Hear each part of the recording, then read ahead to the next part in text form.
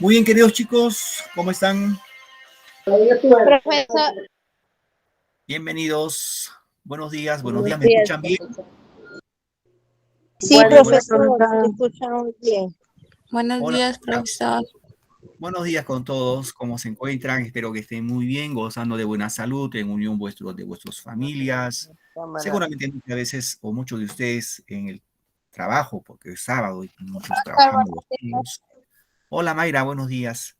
Y al menos, bueno, pues en este caso ustedes hacen el esfuerzo denodado de seguramente de estudiar, a pesar de las vicisitudes, en este caso del tiempo, etcétera, etcétera. Todo va a redundar en beneficio de ustedes, ¿no? Solo recordarles en este caso que todo esfuerzo que hagamos tiene su recompensa. Eso sí, que quede claro para ustedes. En la vida ningún esfuerzo, ningún sacrificio es en vano. Todo tiene un precio.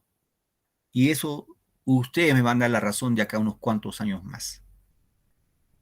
El sacrificio que hacen ustedes de trabajar, seguramente también estudiar, ¿no? Eso no cualquiera lo hace.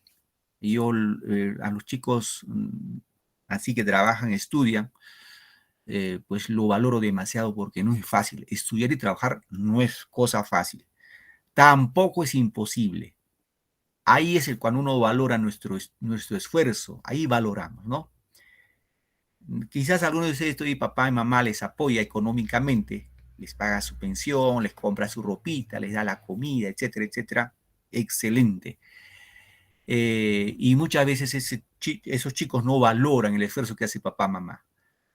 ¿Cuándo se valora o cuándo seguramente, estoy seguro que ustedes, sí, la mayoría de ustedes trabaja y estudia?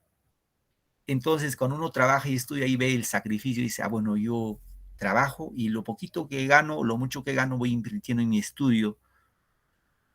Y ahí viene la satisfacción. Y ojo, la satisfacción en educación no es pues material, no es que mañana te llega un premio, sino es una satisfacción intrínseca, espiritual. Y reitero, los objetivos que ustedes tienen en mente de estudiar posible y seguramente una carrera superior, lo van a concretizar. Y el día que ustedes tengan algo, ya como técnicos, como profesionales, van a decir, bueno, yo estudié de esta manera, lo hice de esta manera, estudié y trabajé, o solamente me dedicaba a estudiar, pero estudiaba con ciencia, ¿no? Entonces, de esa manera vamos a educar seguramente a vuestros hijos, ustedes van a educar de esa manera a vuestros hijos, porque en la vida todo ese esfuerzo, todo ese sacrificio, a nadie de nosotros se nos da algo por regalado. Todo tiene un precio. Y reitero, el precio que ustedes hacen es de estudiar, invertir su tiempito en su estudio. Me imagino que muchos jóvenes de la edad de ustedes, pues esas horas otra vez están jugando, o están en otras actividades, pero menos en estudiar. Y eso, reitero, para mí eso es muy loable, es muy gratificante saber que hay chicos que sí quieren estudiar y lograr sus propósitos, en este caso académicos. Muy bien, queridos chicos, vamos a empezar nuestra sesión de la clase del día de hoy. Ustedes son chicos y chicas del cuarto de secundaria. Vamos a continuar desarrollando actividades que corresponden al tema de literatura. Este tema de literatura que en sí es apasionante porque solamente, reitero, con literatura podemos soñar un mundo mejor. La literatura nos permite soñar con algo mejor. La literatura es creatividad, es inspiración, es arte, es estética, belleza. Y tenemos que ver nuestra vida, nuestra existencia desde ese ángulo, ¿no? Desde un ángulo estético, motivador y seguir forjándonos para salir adelante, ¿no? Como sociedad, como familia. Entonces, el día de hoy vamos a platicar de un tema interesante dentro de lo que corresponde a la literatura peruana. Chicos, déjenme permitir presentar mi pantalla.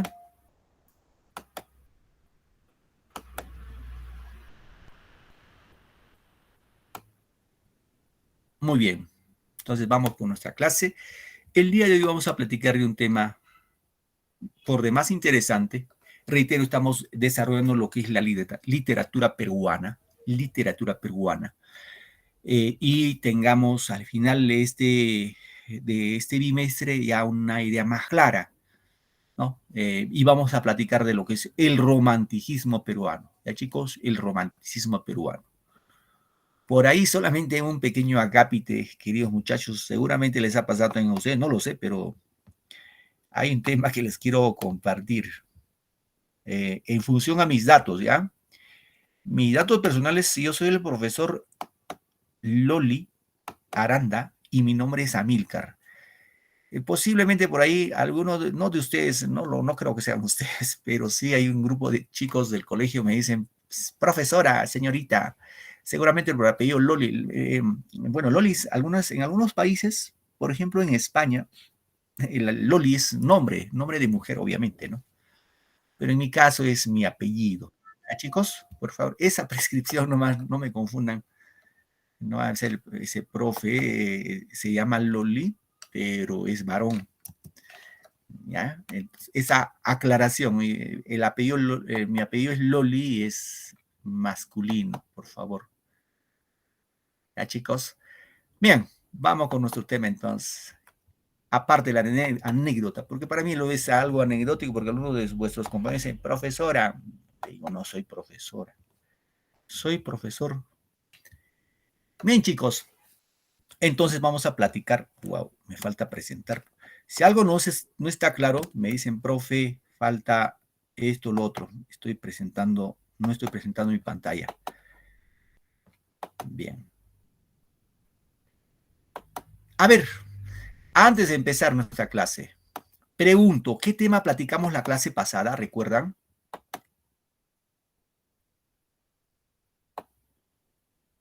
Hola. ¿Qué tal memoria tenemos? A ver. ¿O ustedes no han venido Doña Catita? Sí, sí. Ñacatita, ¿no? Sí, correcto. Sí, profesor, hablamos Ñacatita, sobre Ñacatita, los personajes claro. también de Ñacatita. Muy bien. Ñacatita, que es una vieja chismosa alcahueta, ¿no? Sí, Correcto. Hablamos de Ñacatita, que corresponde a la literatura costumbrista. Como máximo exponente hablábamos de Manuel Asensio Segura y su mejor obra teatral, en este caso titulado Ñacatita. Muy bien, en ese proceso vamos a continuar con nuestro tema y vamos a platicar de lo que es el romanticismo peruano. Después del costumbrismo vino el romanticismo. Chicos, entonces, por favorcito, lo que les voy a pedir, sí, siempre hagamos el súper esfuerzo de estar atentos a nuestra clase, de estar atendiendo y se nos va a quedar por ahí, no se nos va a quedar. Entonces, vamos entonces de lleno a hablar de la literatura romántica peruana. En primer orden, hay que tener en cuenta que el romanticismo no surge en el Perú. Chicos, el romanticismo como movimiento literario surge en Europa, específicamente en Alemania. ¿Sí? Reitero, la cuna, el origen del romanticismo universal está en Alemania. ¿En qué siglo, profe? ¿En qué año? En el siglo, en ese caso, fines del siglo XVIII e inicios del siglo XIX, sobre todo a XVIII, que se destaca, ¿no? ¿Y quién es el que da inicio al romanticismo, profe? Es un gran escritor, el autor de Las penas del joven Werther, cuyo fundador es Johann Wolfgang Goethe, un alemán. Ese señor difunde el romanticismo en Alemania, se propaga por toda Europa, llega obviamente a España y de España recién llega al Perú. Es decir, hay que tener en cuenta que el costumbrismo que surge en España, el romanticismo que surge en Alemania, el realismo que surge en Francia, todos esos movimientos que se desarrollan en el siglo XIX en nuestro país llegaron, en este caso al Perú, vía España, o sea, no había otra forma de difusión. Profe, ¿por qué? Bueno, aparte que los españoles nos han colonizado, es que España hablan el español como nosotros. Entonces, pues era obvio, ¿no? No había forma que por el inglés llegue o por el francés llegue a tierras peruanas, sino por el español. Por eso estos movimientos, tanto el costumbrismo, el romanticismo, el realismo, a nuestro país llegan en forma tardía, un poco atrasados, como se dice, ¿no? Bien, entonces cuando hablamos del romanticismo, o del primer romanticismo, en este caso, se considera el brote auténtico del romántico se da en Buenos Aires, cuando hablamos a nivel de Hispanoamérica, en el año de 1832, ¿no? En este caso, año en que el poeta argentino Esteban Echevarría publica Elvira o la novia de plata. Bien. Un momentito. Ahora, se dirán, profe, ¿quién es Esteban Echevarría? Esteban Echevarría es un escritor argentino que corresponde a la literatura gauchesca, ¿no? Y este señor, este escritor, Profe, ¿qué tal? va... Buenos días, disculpe la demora. Buenos días, bienvenido, bienvenido, no se preocupe. Entonces, es que este escritor, Esteban Echevarría, corresponde pues a ese cúmulo de escritores argentinos que desarrollaron la poesía o la novela romántica gauchesca, ¿no? Y a partir de esa fecha dice que el romanticismo se difunde rápidamente como el resto de los países americanos.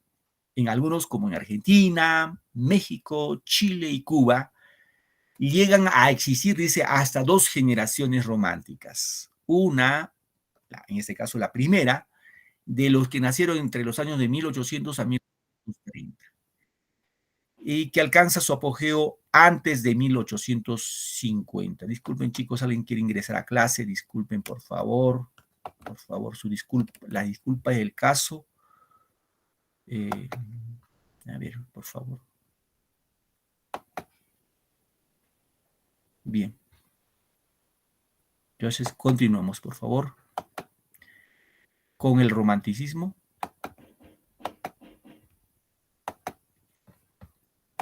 Estamos acá.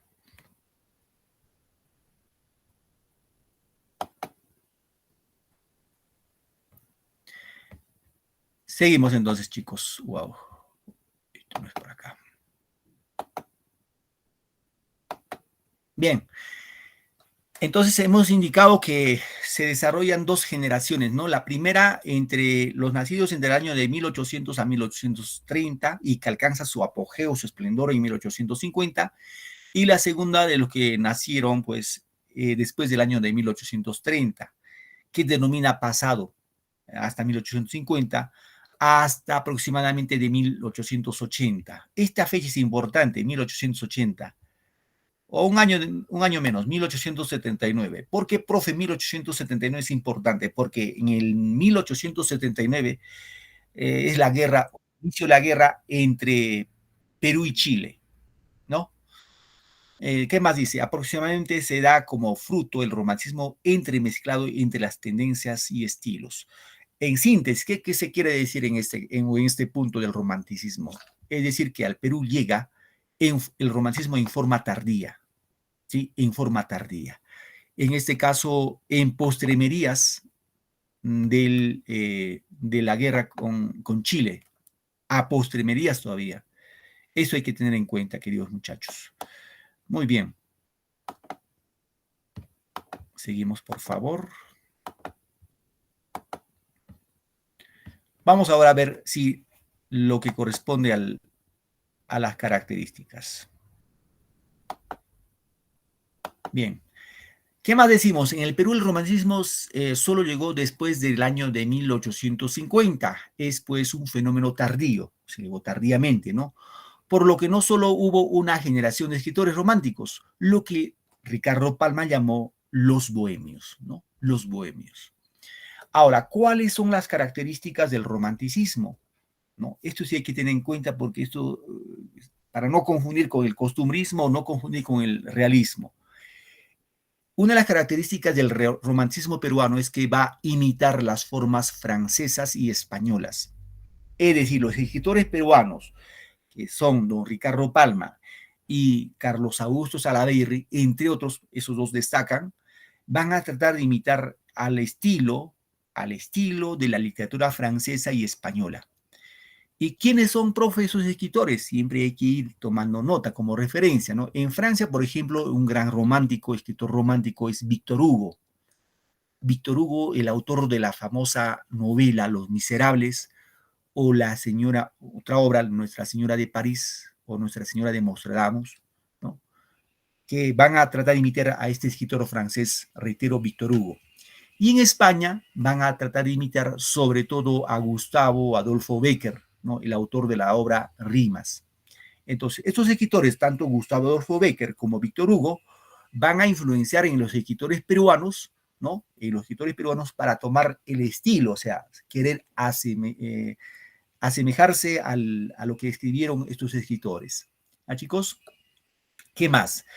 Decimos que tiene un rasgo costumbrista, cierto, todavía existe ese arraigo del costumbrismo que dejó o dejaron los escritores anteriores, y se desarrolla todavía un rasgo costumbrista, sobre todo con don Ricardo Palma. ¿Por qué, profe, con Ricardo Palma? Porque Ricardo Palma escribe la famosa obra, seguramente ustedes han escuchado las famosas tradiciones peruanas, ¿no? Las famosas tradiciones peruanas. En estas tradiciones peruanas se van a escribir costumbres desde los incas, de la conquista, de la colonia y de la época republicana, ¿no? Por ejemplo, un ejemplo, ¿no? Cuando decimos con ollas y tapas venceremos, es una tradición costumbrísima de Ricardo Palma de la independencia, por ejemplo, ¿no? En la cual se relata, por ejemplo, cómo fue el tema de difundir en la época de la colonia las ideas liberadoras, ¿no? Para libertarnos o liberarnos de los españoles. Y cómo se hacía esa difusión a través de escribían panfletos, cartas, escribían, y los que vendían ollas, ¿no? Los que vendían ollas transportaban. Seguramente en el pueblo donde viven ustedes, en la ciudad donde viven ustedes, hay quienes venden ollas, ¿no? Seguramente. Acá en Huaraz hay gente que vende ollas, ¿no? Y dice ollas, ollas, ollas, ollas arroceras, etcétera.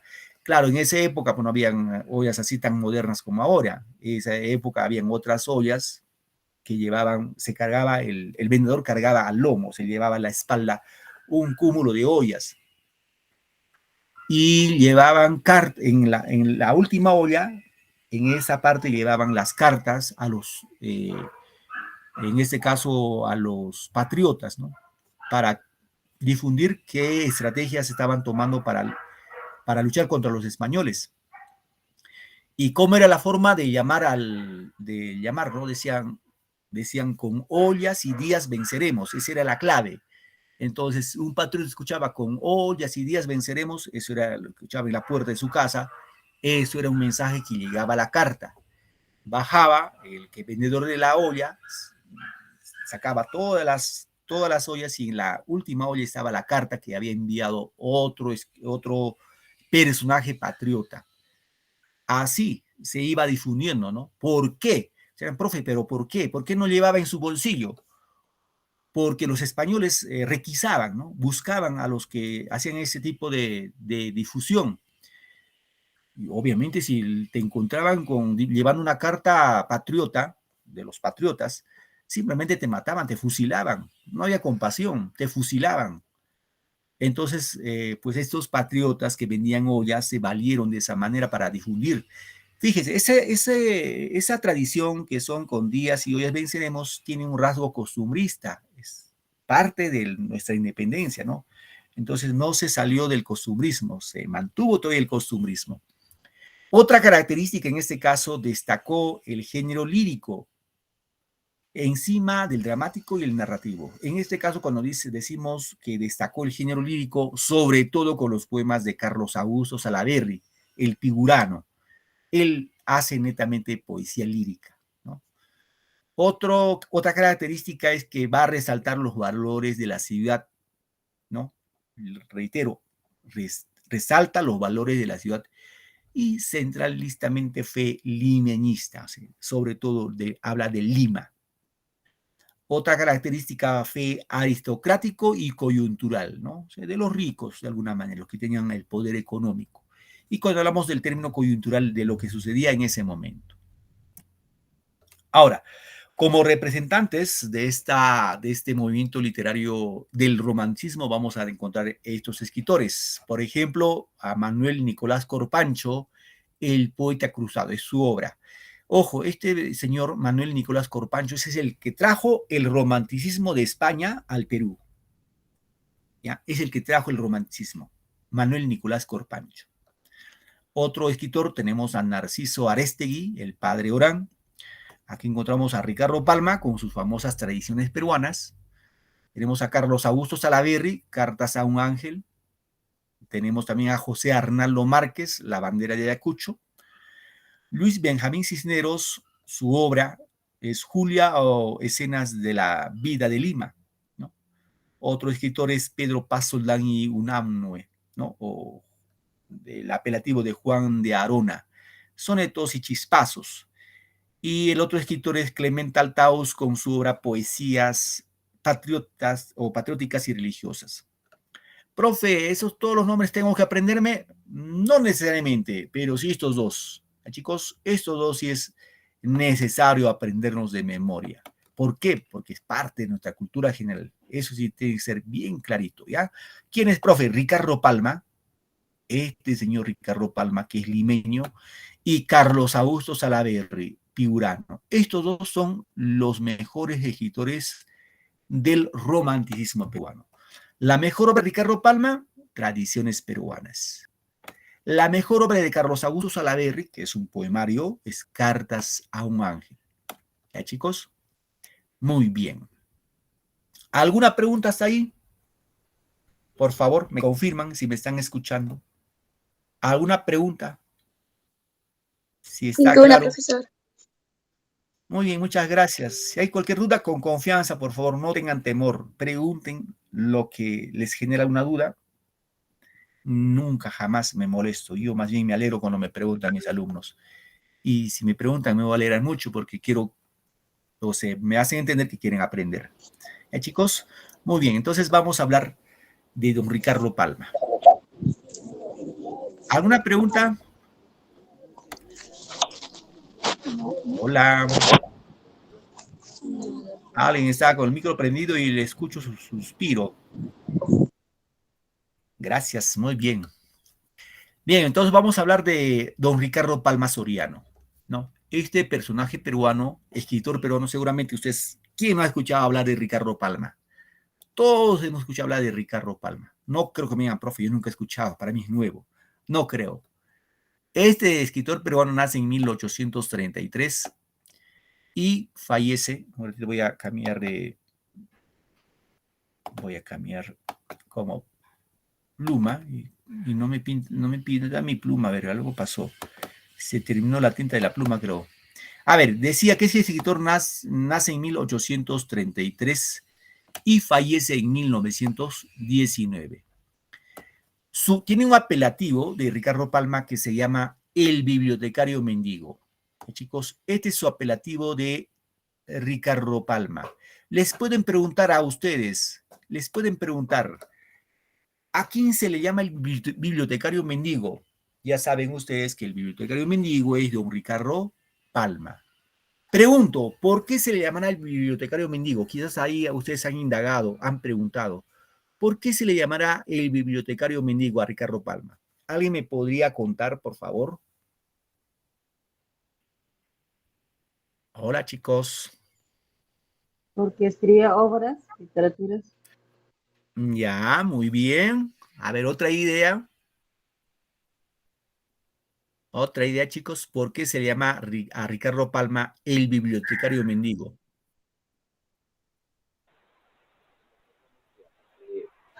Justamente en una parte los mismos hojas que nos enviaron, que dice que cuando hubo la guerra con Chile, para restablecer nuevamente lo que es en la Lima, él justamente ingresó en la biblioteca de Lima, ¿no? Pero como los chilenos habían saqueado todo, no había documentos, no había nada, entonces creo que de ahí baja el bibliotecario. Excelente. ¿Cuál es tu nombre, hijo? ¿Cuál es tu nombre, por favor? ¿Tu nombre? Hola, ¿me puedes dar tu nombre? Por favor, no puedo ver ahorita no puedo, como estoy compartiendo pantalla, no puedo ver quién es. ¿Cuál es tu nombre?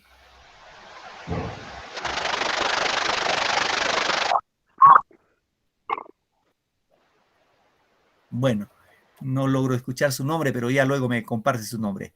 Muy bien, buena explicación que hizo vuestro compañero. Es así.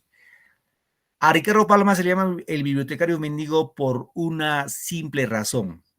Ya saben ustedes que la guerra con Chile fue en 1879. Ahí empezó la guerra. No ganaron, pues ya saben, por el mar, la tierra, no ganaron. Y los chilenos entraron más o menos en el año de 1881-82, entraron a Lima, a tomar Lima. Tomaron a Lima los limeños, como dice don Manuel González Prada, los limeños se chuparon, se escondieron como, disculpe si hay alguien de Lima que está en clase, pero eso es la realidad, ¿no? Se dice que los de Lima, cuando los chilenos rodearon y se desarrolló la batalla de Miraflores, los limeños se escondieron como los cuyes debajo o dentro de sus casas. Y quienes fueron a defender fueron los provincianos. Sí, fueron los provincianos. Disculpen, chicos, hay alguien que se quedó dormido y recién quiere ingresar. Por favor, déjenme abrirlo y que pueda ingresar. Un momentito, disculpen la impertinencia. A ver.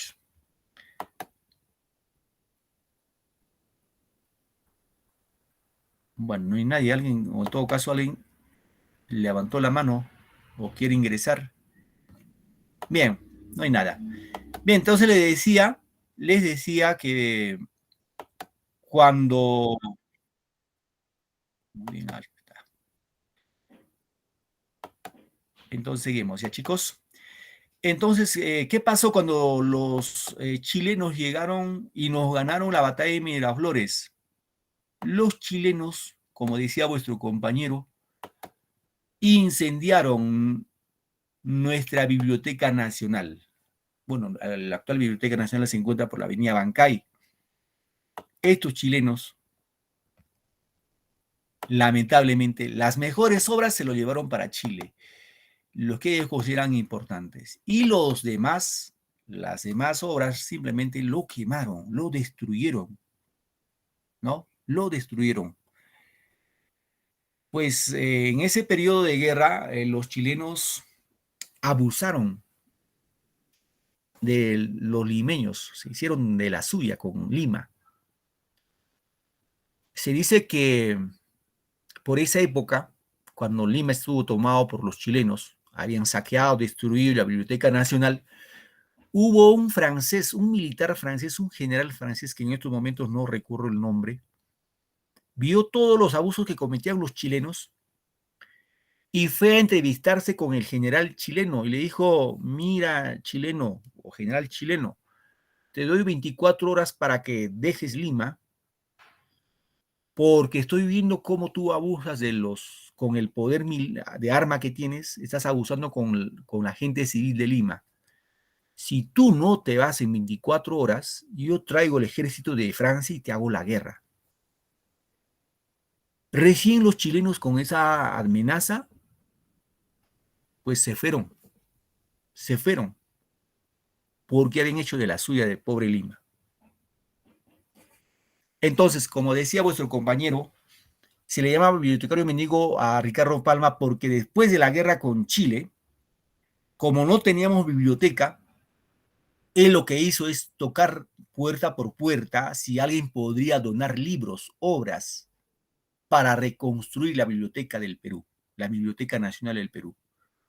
Ahora, no solamente a los limeños, ¿no?, sino también pidió ayuda a las embajadas de otros países para que nos puedan donar obras, libros. Y así pudo reconstruir la Biblioteca Nacional. Y por eso se le llama, reitero, el bibliotecario mendigo. Ya, chicos, ese es el motivo, la razón por que se le llama el bibliotecario mendigo, porque él pidió de puerta en puerta, de embajada en embajada, donación de libros para implementar la Biblioteca Nacional del Perú. Bien, dicho esto, seguimos. En este caso decimos que Ricardo Palma nació en Lima en 1833, ¿no? Escritor precoz, cuando decimos precoz, desde muy niño escribió y publicó sus primeros versos en El Comercio. Recuerden, El Comercio es el periódico que hasta la actual existe y la más antigua, ¿no? En 1848. Leyó los grandes clásicos españoles, ya hemos dicho, por ejemplo, a Gustavo Adolfo Bécquer, el máximo exponente del romancismo español. Durante sus andanzas como marino, porque él fue marino, participó en la política de nuestro país. En este caso, él tenía una tendencia liberal, ¿no? Progresista. Fue desterrado a Chile, en este caso, donde difundió su famosa revista sudamericana. ¿Qué más? Participó en el combate de 2 de mayo. ¿Cuándo fue, profe, el combate de 2 de mayo? En 1866. ¿Sí? 1866. Les pregunto, ¿con qué país fue el combate de 2 de mayo? A ver, chicos, ¿con qué país fue la guerra? ¿De Perú con qué país? No fue con Chile, porque la guerra con Chile fue en 1879, pero el combate de 2 de mayo fue en 1866. ¿Con qué país Perú se lidió en ese combate, en esa guerra? ¿Alguien tiene idea?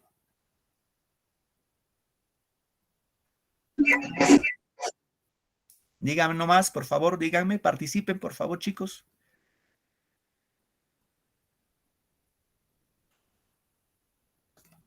¿Saben con qué participó, ¿Con Chile? chicos? No fue La con Chile. defensa de Miraflores. Estuvo cerca, no es Chile. ¿Saben con quién fue, chicos? Con Chile. España, con España. Profe, pero ¿cómo puede ser con España? Sí, con España. Recuerden que la última batalla con España fue la batalla de Ayacucho, 1824. Firmaron la capitulación de Ayacucho y se fueron, ¿no? Se fueron los realistas, los españoles se fueron. Claro, obviamente algunos se quedaron, pero estos españoles no estuvieron conformes y dijeron, vamos nuevamente a tomar Perú, vamos a tomarlo. Y vinieron con su flota, ¿no? Flota de barcos. Y se dio el combate de 2 de mayo en Callao. Los barcos españoles disparaban al puerto de Callao y los peruanos, los patriotas, respondían también con sus cañones, por fe, básicamente a base de cañonazos. En esa batalla también participó, en este caso, don Ricardo Palma. Recuerden cuyo héroe, el héroe principal en el combate de 2 de mayo es José Gálvez. Recuerden a José Gálvez, el héroe del combate de 2 de mayo es José Gálvez. José Gálvez sí murió, ¿sí? Murió en esa batalla, en ese combate. Muy bien, eso como referencia, chicos. ¿Qué más? Decimos que fue nombrado director de la Biblioteca Nacional, la cual fue reconstruida gracias a sus cartas en la que se autotituló El Bibliotecario Mendigo. ¿Sí? ¿Qué más? En 1912, fíjense, ya en el siglo XIX o inicio del siglo XX, dejó la dirección siendo reemplazado por don Manuel González Prada, falleciendo en 1919. ¿Cuáles son las características de su obra de don Ricardo Palma? Ojo, chicos, eso sí hay que tener en cuenta. Poeta romántico, ¿sí? Poeta romántico en su juventud, su poesía, aunque intenta ser, dice, sentimental, no puede evitar la burla y el sarcasmo. Muestra la época colonial para burlarse de ella, no para resaltar ni para envenecerla, o sea, digámoslo, hacerlo quedar bien. Describe la tradición peruana rica en escenas. ¿Sí? Es decir, en este caso, don Ricardo Palma, básicamente, él no estuvo a favor pues, de los españoles, él estuvo en contra de los españoles, en contra de la dominación española. Entonces, en virtud a esto, don Ricardo Palma, pues, se va a mofar con sarcasmo lo que se había desarrollado durante la colonia, ¿no? Lo que se había desarrollado durante la colonia. Muy bien.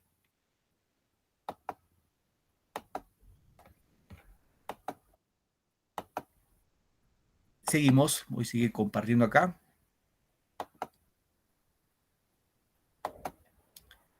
Vamos, ¿cuáles son las obras que escribió don Ricardo Palma.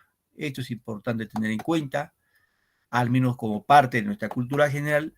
La producción literaria básicamente son las siguientes, ¿sí? En temas históricos, en este caso, Anales de la Inquisición de Lima, otra obra Monteagudo y Sánchez Carrión, ¿no? Ahora, en obras teatrales, porque también escribió teatro, es La Hermana del Verdugo, otra obra La Muerte o la Libertad, y otra obra conocida también es Rodil, ¿no? En teatro Rodil seguramente es la más importante. En lírica, o sea, en poesía, su obra Pasionarias, Juvenilia, Filigramas, Armonías y su obra Verbos y Gerundios, ¿no? En las obras con características filológicas y lingüísticas tenemos la obra Neologismos y Americanismos, otra obra es Papeletas lexicográficas, otra obra tenemos en la narrativa es las famosas Tradiciones peruanas y una obra inédita, Los Marañones, ¿no? Ahora, profe, de todas estas obras, ¿cuál es la obra que destaca? No se olviden, queridos muchachos, la obra que destaca es Las Tradiciones Peruanas. Esta es la mejor obra, ¿ya? Las Tradiciones Peruanas. Muy bien, hablando de tradiciones peruanas, vamos a comentar de las tradiciones peruanas, ¿no? Esta obra, Las Tradiciones Peruanas, vamos a indicar que está en género narrativo, ¿ya? El género es narrativo. La especie, ojo, no es cuento, no es novela, no es fábula. En este caso, la especie se llama tradición. Es la única especie sui generis que desarrolla don Ricardo Palma, ¿no? El género narrativo y la especie en una tradición. ¿Y cuántas tradiciones escribió? O sea, ¿cuántos, digamos así, historias narra Ricardo Palma en sus tradiciones peruanas? Un total de 453 tradiciones. Esto hay que tener en cuenta, queridos muchachos, porque nos pueden preguntar cuántas tradiciones conforman o está conformado las tradiciones peruanas. Son 453 tradiciones, de los cuales, fíjense, 6 se refieren al imperio incaico, ¿no? 339 al virreinato y a la colonia, 43 a la emancipación, 49 a la república, 16 a tiempos y espacios indecisos, o sea, no están definidos en qué tiempo ni en qué espacio. Todo eso suma 453. Bien. ¿Y qué son las tradiciones, no? Ustedes se preguntan, profe, ¿qué son las tradiciones? Las tradiciones peruanas. En este caso, chicos, son relatos cortos y amenos, ¿ya? Son relatos cortitos, no son extensos, que recogen un episodio histórico, o sea, algo que ha pasado, ¿no? Una anécdota jovial, ¿no? Una anécdota jovial, o sea, alegre, ¿no? Un enlace de amor o de honra, un conflicto político o erótico. Relatos en que se vislumbran el alma o las preocupaciones de la época que evocan. Ahora, estas tradiciones, en este caso, en estas tradiciones, don Ricardo Palma dio la vida de una forma propia a su narración, en la que se advierte elementos diversos y contradictorios. Por ejemplo, criollismo a lo Segura, ¿no? Recuerdan que Manuel Asensio Segura era criollista, ¿no? Eso ya lo sabemos en el costumbrismo. La fantasía a lo Scott, es un escritor norteamericano, Scott. Y el clasicismo a lo Quevedo. ¿Qué, profe, qué es Quevedo? Es un escritor romano, ¿no? Romano. O sea, Segura, que es peruano, Scott, que es norteamericano, y Quevedo, que es en ese caso, que es clásico de la literatura latina o romana. Bien, ¿qué más podemos indicar de las tradiciones peruanas? Dice, la primera tradición es la consolación. Es del año de 1855, o digo 1851. La última es una visita al mariscal Santa Cruz de 1915, ¿no? Las tradiciones más célebres y leídas son las siguientes. A ver, seguramente por ahí algunos de ustedes lo han leído. La Chirana del Inca, ¿no? La Chirana del Inca. Esta Chirana se trata básicamente del Inca Pachacútec, ¿no? cuando fue a conquistar a la cultura chincha, a Ica. Y entonces, pues, primero lo recuerdan que los incas no conquistaban a la fuerza, o sea, con guerra, sino primero hacían una conquista pacífica, hacían los tratos para someterse a los incas. Y si aceptaban, no había guerra, pero si se resistían, ahí sí, pues había guerra, los sometían a base de guerra, ¿no? Así que se dice que los incas fueron a conquistar a los chinchas y el emperador, digamos así, el gobernante chincha le dijo, bueno, yo me voy a someter en una forma pacífica a tu mandato, pero quiero que me construyas los canales de irrigación aquí en mi valle. Y ya saben que Ica es un lugar bastante desértico, hace mucha arena, mucha calor. Así que el Inca mandó construir los canales de riego y sometió así en forma pacífica a la cultura chincha, ¿no? A los de la cultura chincha. Otra tradición, por ejemplo, tenemos el tema de orgullo del cacique, que es otra tradición, ¿no? Las orejas del alcalde, otra tradición. El alacrán del Fray Gómez, el mejor relato de América, considerado para los críticos, ¿no? Los ratones de Fray Martín. Si recuerdan esto, incluso hay cuadros, ¿no?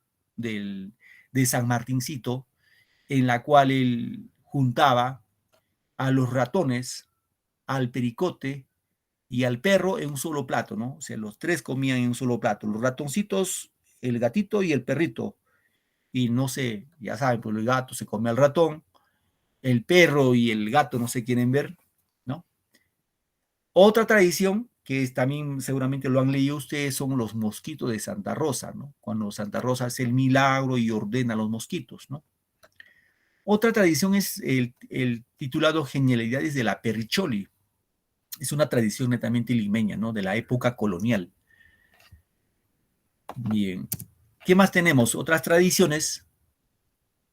Al rincón, quita calzón, ¿no? Es una educación, está vinculado a una educación netamente. Recordemos que en la época colonial la educación era religiosa, o sea, quienes educaban en la colonia eran pues sacerdotes, ¿no? Eran sacerdotes, sobre todo eran jesuitas. Y ya saben, seguramente ustedes, porque vuestros padres les han contado, o vuestros abuelos les han contado, pero el detalle es que la educación antes no era como ahora, no era como ahora. Ustedes habrán escuchado esa famosa frase que dice, la letra entra con sangre, ¿no? ¿Sí han escuchado? Pienso que sí. ¿Han escuchado o no, chicos, esa frase que dice, la letra entra con sangre? Sí, profesor. Claro, es que a nuestros padres o nuestros abuelos, la educación pero no era como ahora, ¿no? Ahora, pues yo también trabajo en otro colegio en forma regular. Ya ahora los hijos, los chicos de secundaria mandan a sus papás, ya los mandan en sí, los mandan, no los hacen caso. Pero esa educación que nos muestra don Ricardo Palma es una educación rígida.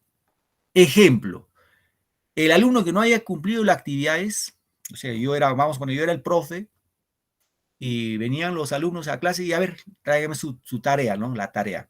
Ah, muy bien, no has hecho. Vaya al fondo, al rincón, y no es que se quite el calzón, sino vaya al rincón y se arrodilla.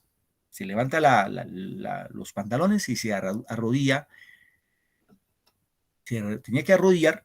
Ustedes seguramente han visto, ustedes siempre van a misa, cuando uno se arrodilla en piso, en cemento o hasta en tierra, el dolor de las rodillas es insoportable, ¿no?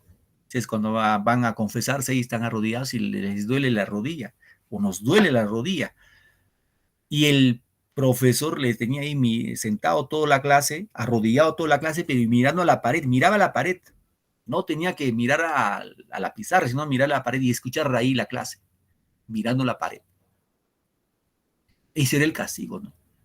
O si no, también, profesor, que también nos castigaba yo cuando estaba estudiando, y si no hacía la tarea y decía, dame la mano y nos daba con la regla. Claro, la regla, Sí, sí, la regla. ah, O otras veces, bueno, todavía yo conocí, bueno, en la primaria tenía un profesor, bueno, disculpen, voy a agarrar acá, tengo a la mano, solo tengo acá mis audífonos, pero él, bueno, acá en Ancash, no sé si hay alguien en la clase de Ancash, lo que usaban era la famosa, el famoso látigo que le llamaban shilpi. Ese shilpi era así con dos puntas, que era de cuero, ojo, de cuero de animal, no era cuero de ese sintético, era cuero de animal. ¿Y eso duele? sí, Bueno, duele feo. te hace ver como se dice, te hace ver al diablo, pero desnudo. Sí, yo lo tengo hasta ahora todavía. Sí, duele. Bueno, a mí me ha tocado recibir eso en la primaria. Profesor, Es, disculpe, pero cuando yo no hacía la tarea nos sacaban a jugar a nosotros. era un premio. Sí, sí, esa era la forma antigua de, del castigo, ¿no? Pero ahora no, chicos. Ahora, pues ya ha cambiado las leyes. Ahora fíjense, un profesor castiga eso, al día siguiente le sacan del colegio porque se va derechito a quejarse a la fiscalía y la fiscalía, pues no podemos. Pero, profesor, ¿te das cuenta que antiguamente la educación era más estricta y aparte que los niños, o sea, nosotros, esa época que yo estudiaba, o sea, aprendíamos, nos Sí, preocupábamos, sí, porque sé sí. que el profesor nos revisa y nos va a castigar, o si nos va a hacer parar en la pizarra, o si no, nos va a hacer escribir, o si no, tantas esas letras, sí. O si no, Claro, nos va a botar afuera, no vamos a entrar a la clase. Así nos correcto. castigaba.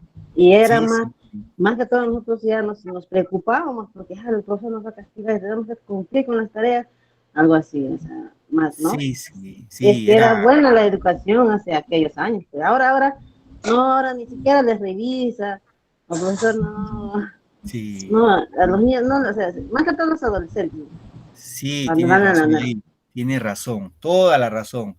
El detalle es, hay algo, queridos muchachos ahí, chicas y muchachos, el tema de disciplina. Si no hay disciplina, no hay nada. Eso sí es de hecho. Quizás ustedes ya son padres o madres, o más adelante van a ser papá, mamá. La disciplina es importante. Disciplina. Sin disciplina, nadie logra nada. Ni los futbolistas. Fíjense cuántos futbolistas han fracasado por indisciplinados. Y en el estudio es así. En el estudio hay que tener disciplina. Pero en base a castigo, profe, no necesariamente en castigo, no con castigo, sino con el ejemplo. La mejor manera de educarles a los demás es con el ejemplo. O sea, si yo como papá, mamá soy disciplinado, agarro mi libro, leo, estudio, mi hijo va mirando eso y va aprendiendo. El mejor ejemplo. Claro, pero profe, ahora los muchachos ya no quieren, no hacen caso, hay mucha indisciplina, como les volvería a decir, y ahora los chicos mandan a sus papás. Están en las redes sociales, están jugando ahí en internet, etcétera, etcétera. Salen como Juan Perico de su casa sin decir me voy a tal sitio, regreso. Un total descontrol. No hay disciplina. Claro, en este caso, esta disciplina también el Estado, pues, bueno, no solamente el Estado, ¿no? Eso viene ya de organismos internacionales que, pues, si tú coges a un niño, le das bueno, vamos por en mi caso, ya yo tengo mi hijo, a mi hijo le suena un correazo, pero mi hijo de resentido se va y me denuncia. Eso Ya, era, pues, antes no era así, pues, antes acá los papás ya sacaban, ya con esas 3 puntas o 2 puntas, con eso te daban. claro, sí, sí, Sí, cierto. Y es más, si el profesor te hacía llamar y decía, señor, su hijo no ha cumplido la tarea, muy bien, profesor, castígalo de mi parte. sí, ajá, castígala, los decía, los padres Castígalo, mismos los decía. decían. Sí. Ahora el papá va No, y le ya, dice, ¿qué ya, pasó? No, pobrecito mijito, no lo toque, por favor, no lo castigue. No tiene por qué sí, castigar a mi hijo, mi engreído. Han cambiado las ajá. cosas, pero Sí, bueno, ahora ya cambió, pues, pero igual sí, también ha cambiado bastante. sí, sí. Yo pienso que ustedes no han sido así, ustedes han sido buenos chicos estudiosos, pero igual, ¿no? Son las cosas que han pasado en nuestro país como tradición. No Bien, éramos seguimos aquí. estudiosos. Bien, mijita, te escucho. Nosotros cuando no hacíamos la tarea nos sacaban a jugar y por eso nunca hacíamos la tarea, profesor. Ah, oye, ¿era profesor o profesora? Nos tocaban varios profesores. Ah, todos eran con ese. Ah, bueno, así pues no, yo tampoco no hacía la tarea para ir salir a jugar. Bueno, sí, muy bien. Muy bien, queridos chicos, ¿qué más encontramos acá? La tradición del himno nacional, ¿no? Ya saben ustedes la tradición, quién compuso, quién hizo la música, ya saben esa historia ustedes. El padre Pata, ¿no? Los tres, etcétera. Ojo, la palabra etcétera, seguro han escuchado ustedes, se escribe así, ¿ah? La forma completa, así, etcétera, etcétera. Ahora no solamente ponemos etc, ¿no? Pero la forma correcta, la forma completa se escribe así, etcétera. Los tres etcéteras del Libertador, ¿no? Al pie de la letra. La historia del cañoncito. Esa es la historia de don Ricardo, no, de don Ramón Castilla, ¿no? Que tenía en su escritorio un cañoncito. Acá hay otra tradición que no está, es la famosa historia o la famosa tradición Los 7 pelos del diablo. Bueno, esas son las más importantes. Reitero, como hemos indicado anteriormente, son en total 453 tradiciones. Recuerdo, chicos, les reitero, Ricardo Palma no es romántico, digo, no es costumbrista porque muchas veces lo vinculamos, ¿no? Profe, son tradiciones y el tradiciones debe pertenecer al costumbrismo. No, las tradiciones ya corresponden al romanticismo por el periodo en la que se desarrolló. Chicos, Ricardo Palma y Carlos Augusto Salaverry son los dos mejores exponentes de la literatura romántica en nuestro país. Entonces, eso hay que tener en cuenta. Y la sugerencia es para ustedes, si por A por B tienen pues esa virtud de leer, les recomiendo también, así como les recomendé leer, por ejemplo, los comentarios reales del Inca, les recomiendo también leer las tradiciones peruanas las tradiciones peruanas. Obviamente ahora hay resumidos, porque la obra completa son de 4 tomos, pero sí lo pueden adquirir de alguna manera la forma resumida, ¿no? Y algo conocer cómo era el Perú en la época de la colonia, en la época del incanato, en la república, en la emancipación, etc. ¿Alguna pregunta, queridos muchachos?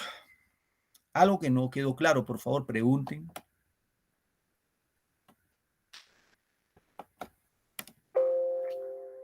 ¿Alguna pregunta, por favor?